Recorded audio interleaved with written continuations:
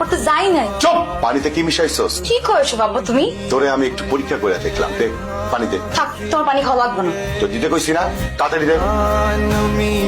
তোর হারামজাদার কত বড় সাহস, সে আমার বিপদে ফেলাইতে চায়। ওর মায়ের কত বড় আশা, ও আমার সম্পত্তির লোভ করে।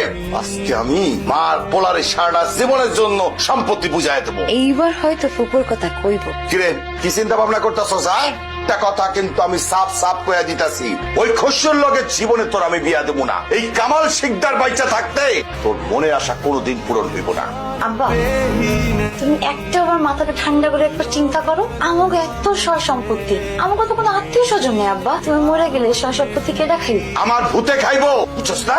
আমার ভূতে খাইবো। এই গ্রামে সবচেয়ে বেশি সম্পত্তি কার? আমার। সবচেয়ে বেশি জায়গা কার? আমার। আমি হইতাছি নাম্বার 1। আমি যদি আমার বিধবা বোনের সম্পত্তি দিয়া দিই, তাহলে তো আমি আর নাম্বার 1 থাকবো না, হয়ে যাবো 3।